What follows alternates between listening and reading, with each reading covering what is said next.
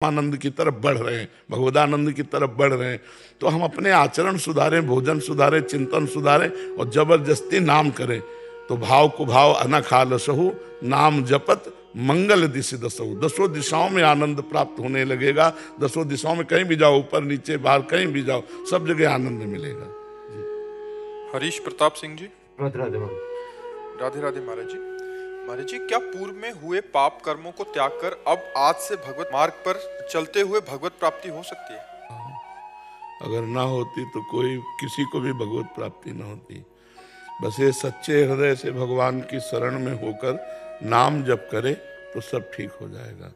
भगवान कहते सर्वधर्मान परित्यज्य मामेकम शरणम ब्रज, तो अहम त्वाम सर्व पापेभ्यो मोक्षयिष्यामि मां शुचा।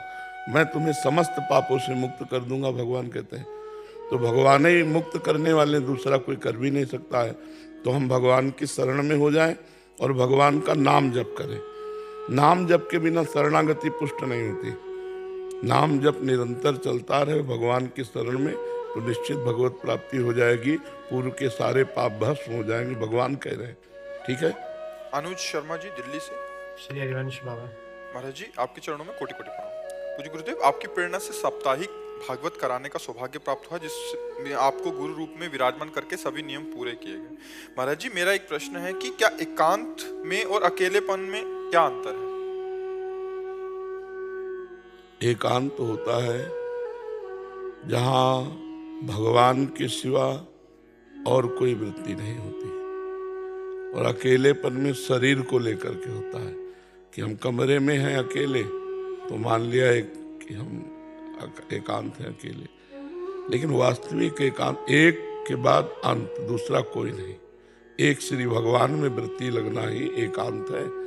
और व्यवहार में ऐसा कहते हैं कोई एकांत है, कमरे में बैठे हैं तो एकांत है, लेकिन प्रपंच का चिंतन चल रहा है तो एकांत कहाँ है? एकांत तो केवल एक ईश्वर के चिंतन के सिवा और कोई चिंतन ना हो। तो आप समाज में भी बैठे एकांत में हैं, और आप अकेले बैठे हैं कमरे में और प्रपंच का चिंतन कर रहे हैं, तो आप अकेले बैठे हुए भी प्रपंच में एकांत नहीं है। समझते? तो एकांत का वास्तविक स्वरूप है भगवान में चित्त का निरंतर जोड़ देना, उसे एकांत की भक्ति कहते हैं। और अकेलेपन का स्वरूप ये कि हमारे पास कोई नहीं है, हम अकेले रह रहे हैं, तो अकेलेपन का स्वरूप है। उसका कोई व्यवहार से मतलब रखता है, और एकांत परमार्थ से संबंध रखता है।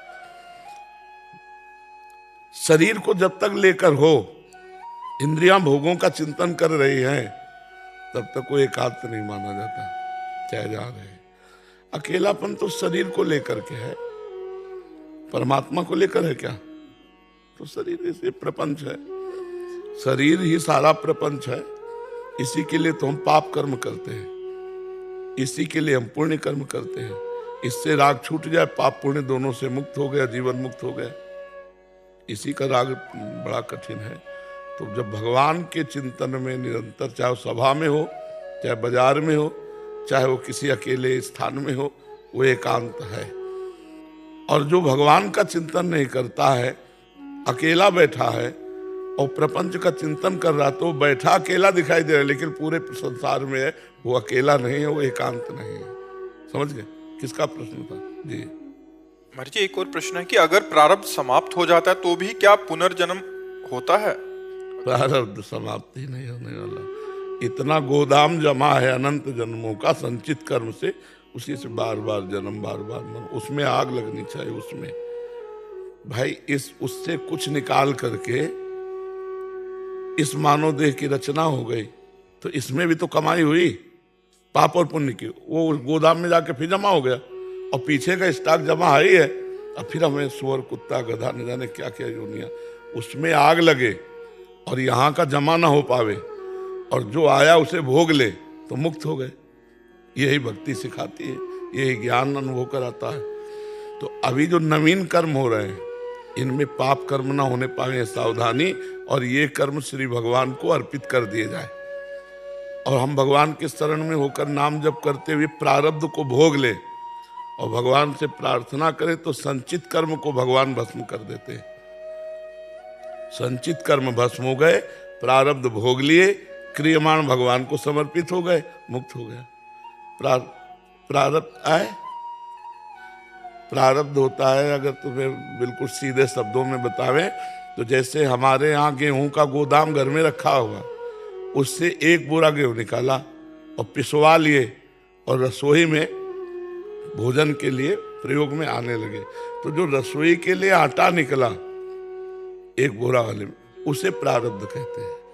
और जो संचित है वो गोदाम जमा है, और जो नई फसल है खेती की वो क्रियमाण है।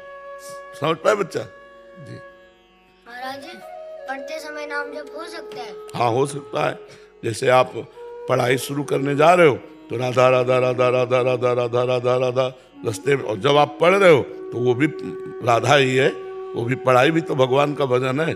और जब फिर पढ़ चुके तब फिर राधा राधा राधा। हमारे पापा कहते हैं पेपर से पहले एक मंत्र बोलना चाहिए हमेशा, कृष्णाय वासुदेवाय हरे परमात्मा ने। बहुत बढ़िया कहते तुम्हारे पापा। हाँ, गोविंदाय नमः, बहुत बढ़िया कहते तुम्हारे पापा, बहुत अच्छे आदमी तुम्हारे पापा। जरूर कहा करो, ठीक है? महाराज जी, इस मंत्र में जो अभी मेरे भाई ने मंत्र बताया उससे पेपर करने में बहुत ही आसानी मिलती है। हाँ, बिल्कुल मिलेगी, भगवान का सहयोग मिलता है। बहुत सुंदर है। ये सिद्ध मंत्र है समस्त संकटों से निवृत्त होने का। कृष्णाय वासुदेवाय हरे परमात्मने प्रणत क्लेश नाशाय गोविंदाय नमो नमः। बहुत ही जोर का मंत्र है जी। दुर्गेश मित्तल जी। महाराज जी, भगवान श्री कृष्ण भगवत गीता में कहते हैं भगवत ज्ञान को आध्यात्मिक गुरु से सीखो, उनसे विनम्रता से उनकी सेवा करके उनसे ज्ञान लो। महाराज जी, इसका भाव कैसे जैसे हम किसी संत के पास जाएं तो साष्टांग प्रणिपातेन च प्रश्नया, साष्टांग दंडवत करना का मतलब होता है अति दैन्यता।